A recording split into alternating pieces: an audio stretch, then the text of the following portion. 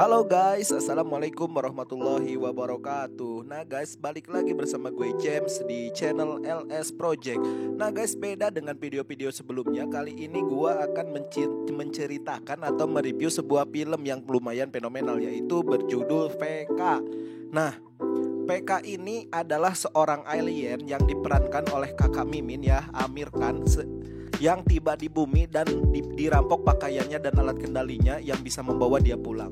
Tak tahu apapun tentang kebiasaan manusia, bahasa, pakaian, atau kebohongan, alien ini dengan susah payah mencari alat kendalinya. Dia cukup aneh dan kuno sehingga orang bertanya apakah dia PK atau mabuk ya bahasa ininya.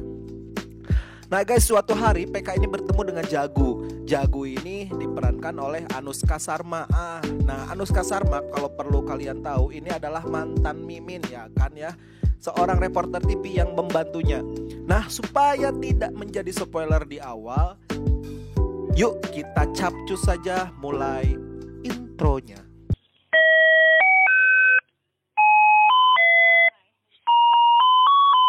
Scene dimulai ketika pesawat alien tiba di bumi dan salah seorang makhluk alien yang bernama PK tertinggal setelah kalung miliknya diambil seseorang dan dia hanya mendapatkan tip dari pria yang menipunya tersebut. Sementara di Bruges, Belgia, Mbak Jagu bertemu dengan Sarparas, pria yang berasal dari Pakistan, yang diketahui mereka adalah saling jatuh cinta guys ya. Suatu hari Jagu menjelaskan kepada keluarganya melalui video call bahwa dia memiliki kekasih berasal dari Pakistan. Ayah Jagu menemui Godman Tapaspi untuk melakukan konsultasi. Tapaspi ini menjelaskan kepada Jagu bahwa Saparnas akan berkhianat dan tidak akan menikahinya. Jagu bertemu kembali dengan Saparnas untuk mengajaknya menikah. Scene lanjut keesokan harinya di mana Jagu bersiap untuk melangsungkan pernikahan. Jagu yang sedang duduk menanti kehadiran Saparas dimintai tolong oleh seorang pengantin wanita dengan menitipkan keranjang yang berisi seekor kucing.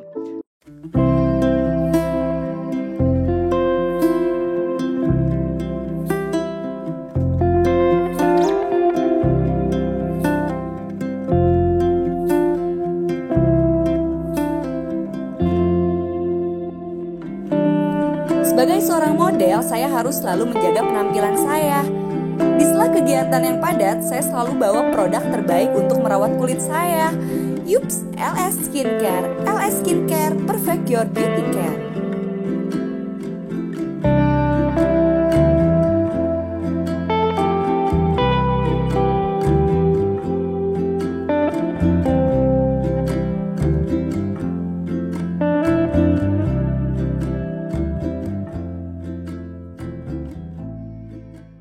Tidak lama kemudian Jagu dihampiri oleh bocah ya kan ya, yang memberikan selembaran kertas.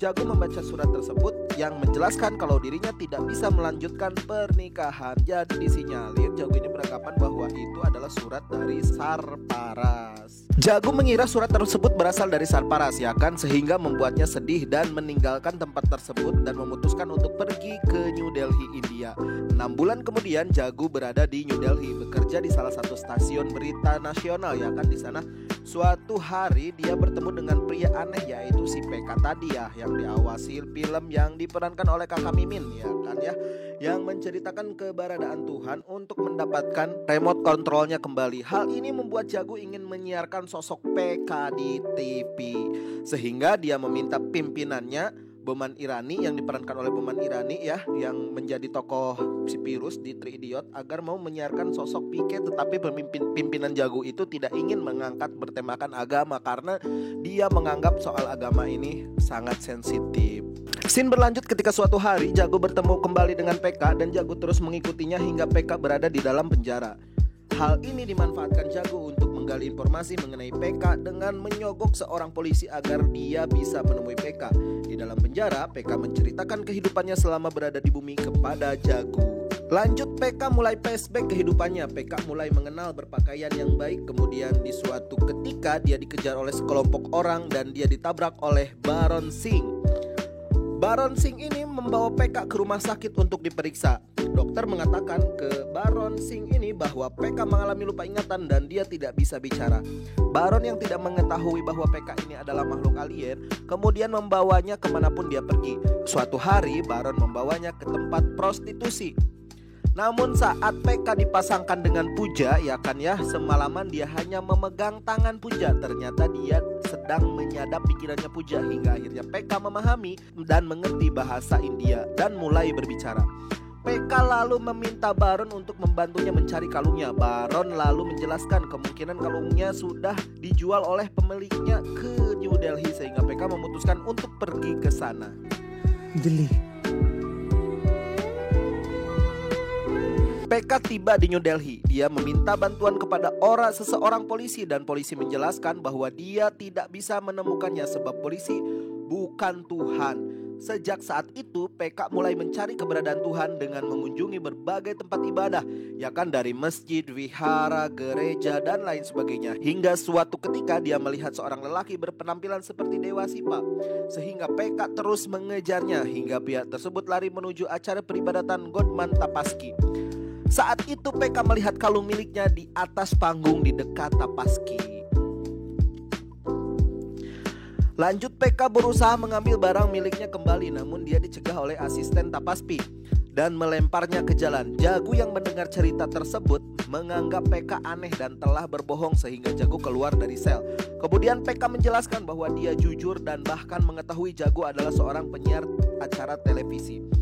Sehingga Jagu mulai penasaran dari mana dia mengetahui hal tersebut. PK menjelaskan bahwa dirinya mengetahui setelah Jagu memegang tangannya. Jadi si PK ini punya kemampuan teleportasi, dia memegang tangan seseorang dan dia tahu alur pikirannya dan lain sebagainya.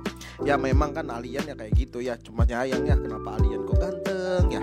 Saat keluar dari penjara, PK meminta untuk memegang tangannya. Seketika seorang pria tua datang memegang kedua tangan PK dan meminta bantuan. Pria tersebut menjelaskan bahwa anak dan istrinya sedang dirawat di rumah sakit dan meminta uang sejumlah 500 rupiah. PK memberi uang kepada pria tersebut sejumlah 500 rupiah ditambah 100 rupiah lagi untuk tips.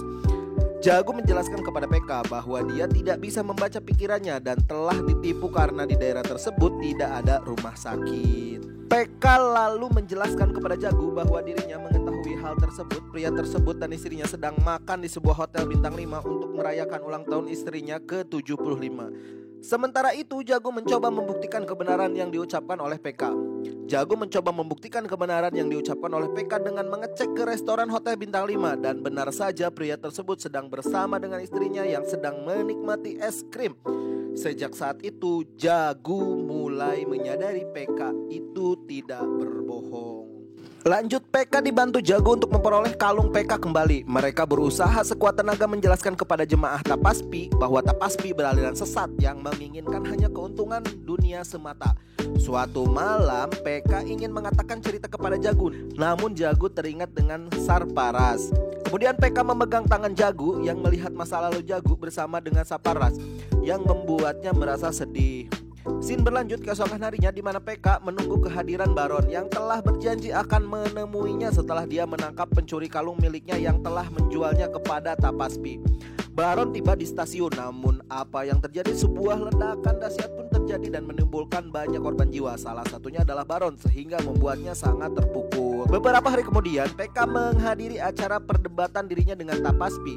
PK menjelaskan bahwa Tapaski hanyalah pembohong, berpura-pura, memberi janji palsu dan lain sebagainya. Itu dibuktikan dengan Tapaspi hanya melayani orang-orang kaya dengan cepat dan mengabaikan orang miskin dan senang saat dipuji, dan Tuhan seperti yang dibuat Tapaspi hanyalah Tuhan tiruan. Lanjut, PK lalu menambahkan kembali bahwa Tapaspi telah berbohong kepada semua orang termasuk orang tua Jagu dan memisahnya dengan Sarparas dengan menganggap Sarparas sebagai penipu. Tapaski lalu menangkan PK untuk menunjukkan ramalan yang dia katakan mengenai Sarparas adalah dusta.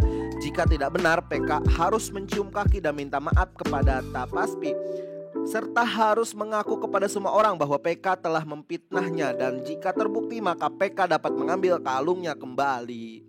Lanjut, PK memulai bertanya kepada Jagu mengenai kejadian yang ada di Belgia tersebut tempo hari. PK menanyakan kepada Jagu apakah Sarparas datang memberikan surat. Jagu menjawab tidak. Ada anak kecil yang membawa surat. PK bertanya lagi, apakah di surat itu ada nama Sarparas? Jagu pun menjawab tidak. PK bertanya, lalu bagaimana kalau tahu Sarparas yang telah mengirimnya? Jagu pun terdiam. PK menjelaskan surat itu untuk gadis lain yang diperuntukkan untuk gadis pemilik keranjang kucing, dan saat itu wanita tersebut meminta Jago untuk memegang keranjang kucing tersebut. Sehingga anak yang telah membawa surat itu memberikan surat kepada Jago, dikarenakan anak tersebut akan memberikan surat kepada wanita yang memegang sebuah keranjang kucing. Jago lalu diminta untuk menghubungi Sarparas dengan menghubungi kedutaan Pakistan di Belgia, sebab Sarparas bekerja di sana. Ketika Jago menghubungi kedutaan, seorang wanita menjelaskan bahwa Sarparas Yusuf tidak lagi bekerja di kedutaan, dia sudah kembali ke Pakistan. Wanita tersebut menambahkan setiap harinya Sarparas selalu menghubungi mereka di setiap jam 9 dari Lahore. Sarparas terus menanyai mereka apa ada panggilan dari India, apa Jago menghubunginya. Mendengar hal itu membuat Jago lemas. Wanita tersebut lalu menyambungkan ke Sarparas. Jago bertanya kepada Sarparas, apakah kamu datang ke KUA? Sarparas menjawab, iya, tetapi kamu tidak ada. Jago bertanya kembali mengapa tidak menghubunginya. Sarparas menjawab dia menemukan surat bertuliskan jangan menghubungiku lagi. Sarparas mengira itu surat dari Jago. Walah, kok jadi salah paham gini ya. Setelah kebenaran memihak pada PK, maka PK mendapatkan kembali kalungnya.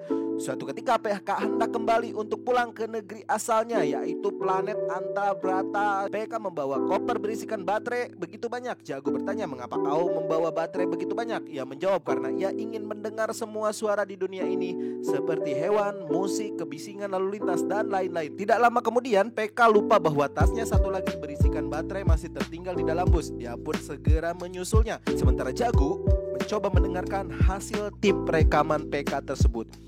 Dia terkejut, ya kan, ternyata PK menyimpan hasil rekaman suara Jago, dan Jago juga menemukan kertas bertuliskan Jago, I love you.